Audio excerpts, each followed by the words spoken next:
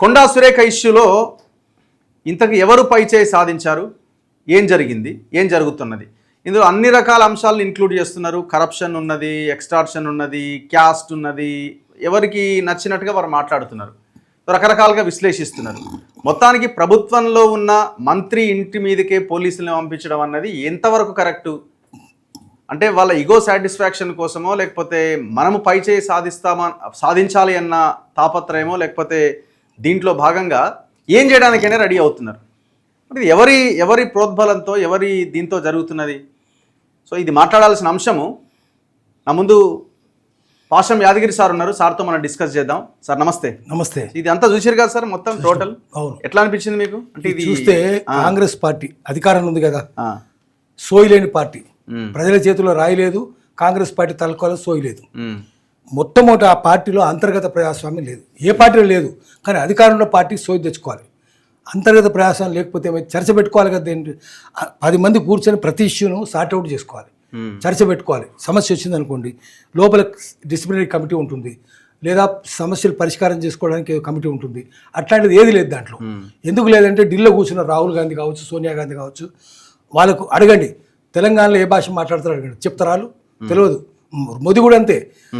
ఢిల్లీ అవతల, ఢిల్లీలో యమునా తర్వాత ఏముంటుందో తెలియదు. ట్రాన్స్ యమునా అంటారు. ట్రాన్స్ యమునా గురించి వాళ్ళకి పట్టదు.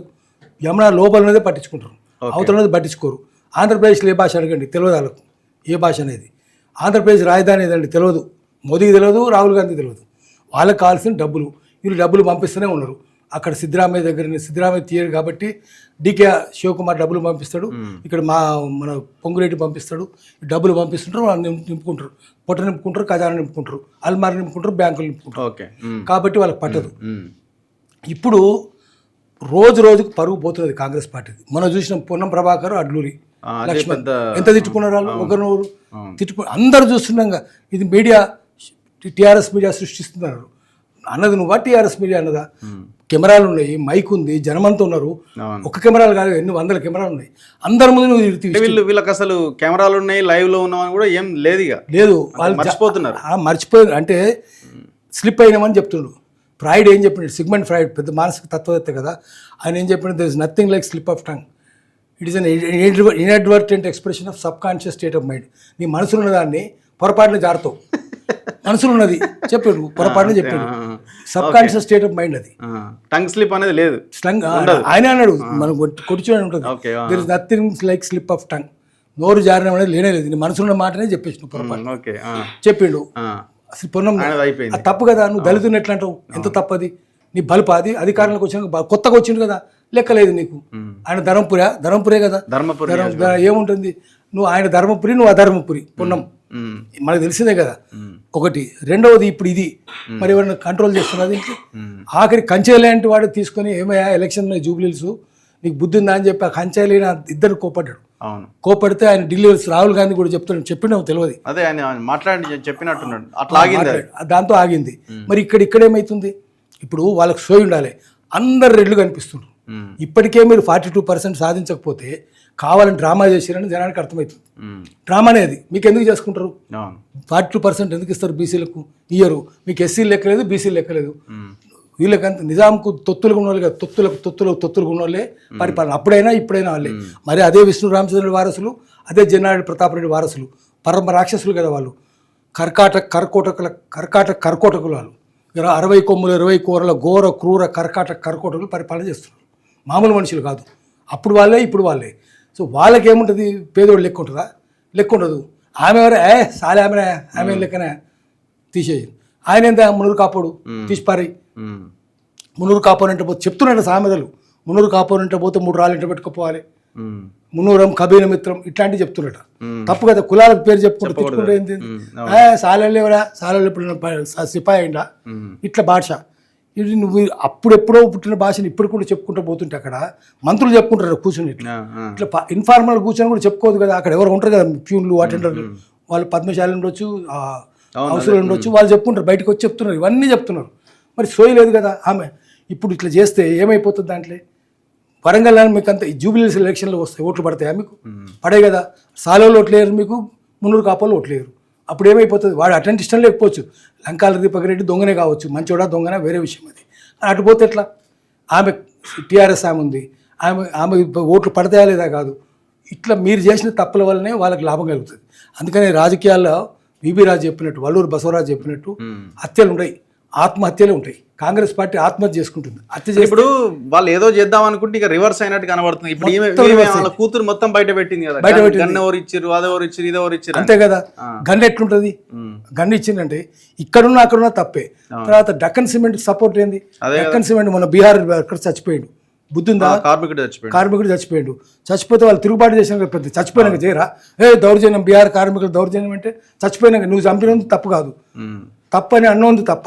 ఉర్దూల ఏముంటుందంటే పద్యం, వాడు కత్తి తీసుకుని నా ఛాతీ మీద పొడిచిండు, దాని ప్రస్తావన కూడా లేదు. నేను అయ్యో అని చావు కేక పెడితే పెద్ద చర్చ అయిందట, ఇప్పుడు చావు కేక పెడతారా, చావు కేక పెడతారా అని. वो कंजर से भोगता है तो भी जिक्र नहीं होता, हम आहट ही बढ़ते हैं तो उसका చర్చ होगी అని పెద్ద చర్చ. ఇప్పుడు అట్లే అయింది బీహార్ కార్మికులది. తర్వాత ఎన్ని భూములు కబ్జాలు పెట్టిండు వాడు, డక్కన్ సిమెంట్ కబ్జాలే కబ్జా. దాంట్లో ఉత్తమ్ కుమార్ రెడ్డి కూడా సంబంధం ఉందని చెప్తున్నారు ఆ కంపెనీ తోటి ఉన్నది. తర్వాత కబ్జాలు పెట్టింది కాక పొల్యూషన్ ఎంత భయంకరంగా ఉంది, సిమెంట్ ఎంత భయంకరం, మొత్తం ఇదే.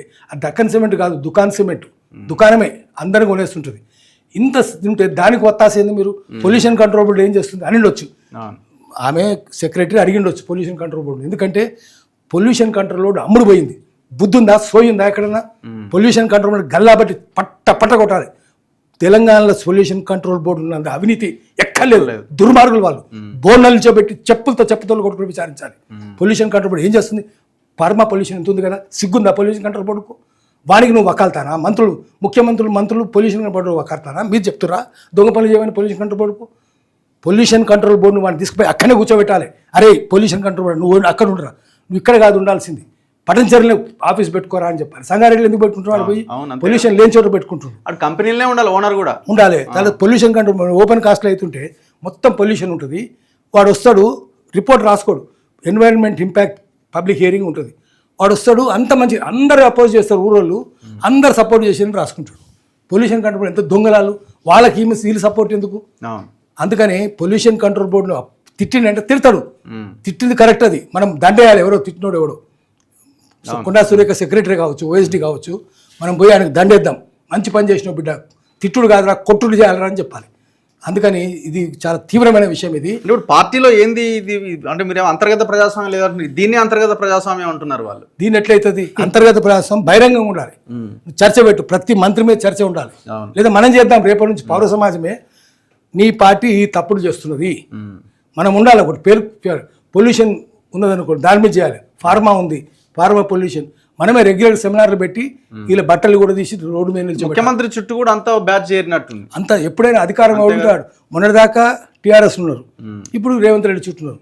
తెలంగాణ సామెత ఏంది, మా అమ్మ అంటుండే ఎక్కడ పోతారా మొసలు, మీది చెరువు ఎండిపోతే కింద చెరువులకు పోతాయి, బీఆర్ఎస్ చెరువు ఎండిపోతే కాంగ్రెస్ చెరువులకు వచ్చినాయి. అదే దొంగలు, అదే అందరు వాళ్ళే, రాజకీయ నాయకులు వాళ్ళే, మంత్రులు వాళ్ళే, ఎమ్మెల్యేలు వాళ్ళే, అక్కడ ఉన్న వాళ్ళే, ఆఫీసర్లు కూడా వాళ్ళే. చూసినా కదా నవీన్ మిత్తల్ ఎట్టుండవు, అంటే దొంగ పనులు చేసి మళ్ళీ ఇళ్ళతోటే ఉండే, అందరు వాళ్ళే ఉన్నారు. అందుకని జనం తీవ్రంగా గమనిస్తున్నారని చూడండి, గమనిస్తున్నారు, మీ భర్తం పడతారు.